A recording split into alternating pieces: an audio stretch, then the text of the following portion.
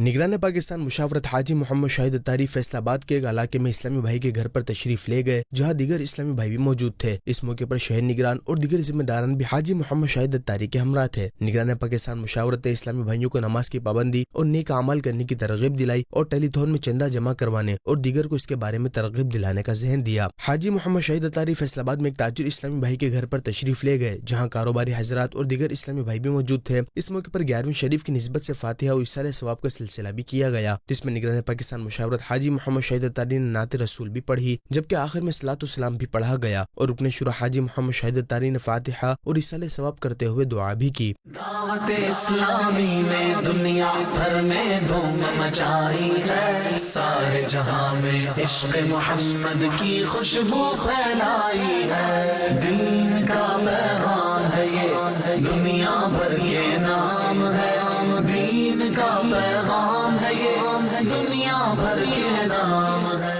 نگران پاکستان مشاورت حاجی محمد شاہد اتاری کی فیصل آباد کے ہی علاقے گلشن حیات میں بھی ایک اور اسلامی بھائی کے گھر پر تشریف آوری ہوئی، جہاں دیگر شعبۂ زندگی سے تعلق رکھنے والے افراد بھی موجود تھے۔ نگران پاکستان مشاورت نے شرکاء کو نیکی کی دعوت دی اور ٹیلی تھون میں چندہ جمع کروانے اور دیگر کو اس کے بارے میں ترغیب دلانے کا ذہن دیا اور شرکاء کو دعاؤں سے نوازا۔ جو نیکی کی دعوت کی دھومیں مچائے، میں دیتا ہوں اس کو دعائے مدینہ۔